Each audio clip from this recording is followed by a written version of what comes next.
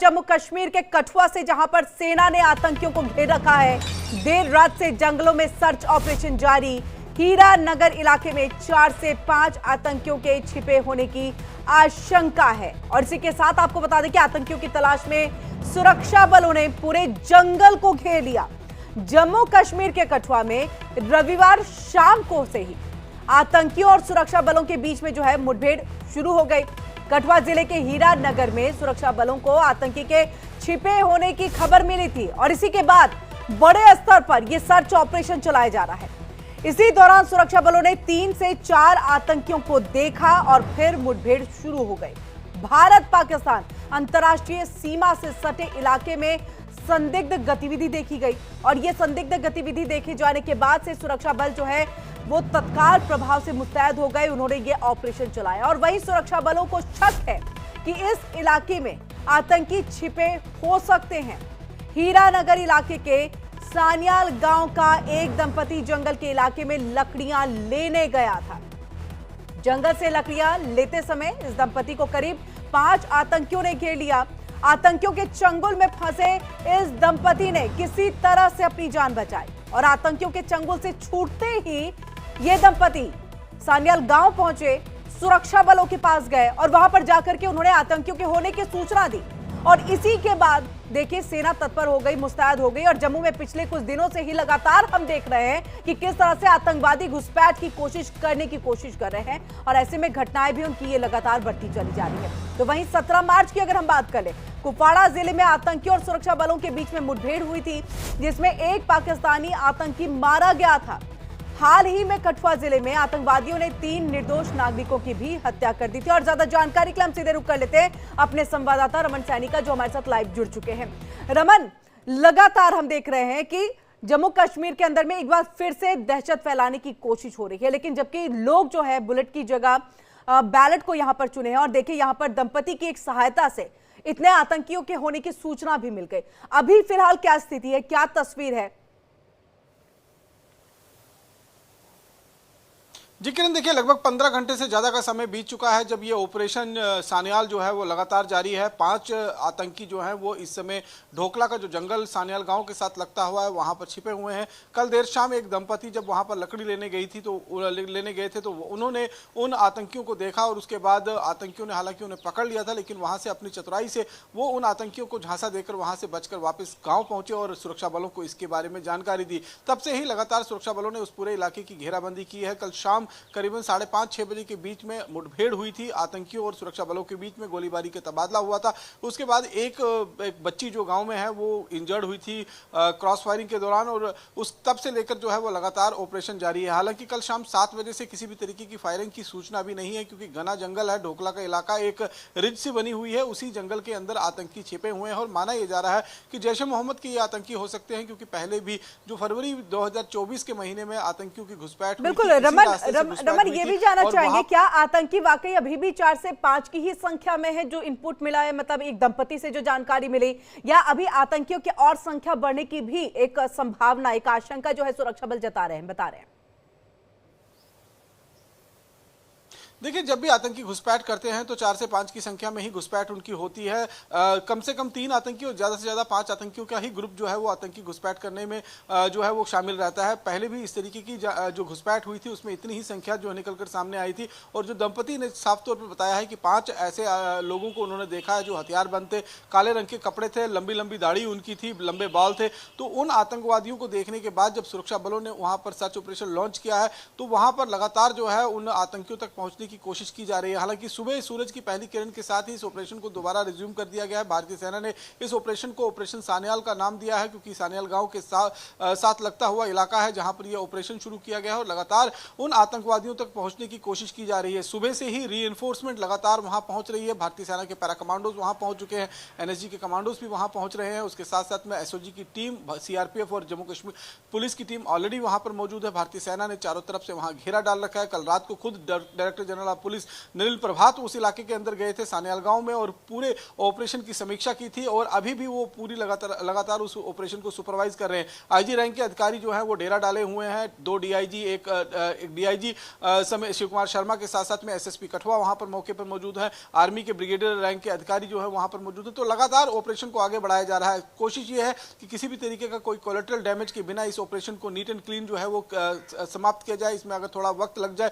तो उससे परहेज नहीं है, लेकिन अपना कोई नुकसान नहीं होना चाहिए क्योंकि आतंकी जंगल के अंदर छिपे हुए हैं और वहां से लगातार जो सुरक्षा कर्मियों की मूवमेंट है उस पर नजर बनाए हुए हैं और कोशिश यही की जा रही है कि जल्द से जल्द इन सभी 5 आतंकवादियों को ढेर किया जा सके और जो खतरा इस इलाके के अंदर मंडरा रहा है उसे पूरी तरीके से खत्म किया जा सके क्योंकि गांव वालों के अंदर बिल्कुल रमन, हम आपके पास वापस लौटते हैं। एक और बड़ी खबर जो है वो आ रही है जम्मू कश्मीर से ही है, उस पर हम आपसे और भी जानकारी लेंगे। देखिए जम्मू कश्मीर से इस वक्त की ये बड़ी खबर है, पुंछ इलाके में सुरक्षा बलों को बड़ी कामयाबी हाथ लगी। सुरक्षा बलों ने आतंकी ठिकाने को तबाह कर दिया। आतंकी अड्डे से बड़ी मात्रा में गोला बारूद बरामद किया गया है, rifles, 23 magazine, grenade, time bomb बरामद किया गया। जम्मू कश्मीर पुलिस और सेना को यह बड़ी कामयाबी हासिल हुई है। देखिए जम्मू कश्मीर के पुंछ इलाके में जो घना जंगल है वहां पर सुरक्षा बलों ने आतंकवादी ठिकाने का भंडाफोड़ किया है, वहां पर छापेमारी की गई और देखिए यहां पर किस तरह से भारी मात्रा में हथियार जो है वो बरामद हुआ, विस्फोटकों का जखीरा पूरा बरामद हुआ है। राष्ट्रीय राइफल और स्थानीय पुलिस के विशेष अभियान समूह की ओर से चलाए गए जॉइंट ऑपरेशन के दौरान इस ठिकाने का पता भी लगाया गया। तो वहीं आतंकी अड्डे से 3 AK assault rifle, 23 magazine, 922 round, 7 grenade, 19 detonator बरामद हुए हैं। ऑपरेशन के दौरान किसी की गिरफ्तारी नहीं हुई है। और चलिए ज्यादा जानकारी के लिए एक बार फिर से हम सीधे रुक कर लेते हैं अपने संवाददाता रमन का। रमन, बहुत बड़ी कामयाबी एक तरफ यहां अगर देखा जाए कठुआ के इस घने जंगल में जहां पर लगातार सर्च ऑपरेशन, 4 से 5 आतंकियों के होने की जानकारी, लेकिन वहीं दूसरी तरफ पुंछ के इलाके में देखें इतने बड़ी मात्रा में पूरे हथियारों का जखीरा बरामद हुआ है। मंसूबा साफ पता चलता है कि बहुत खतरनाक।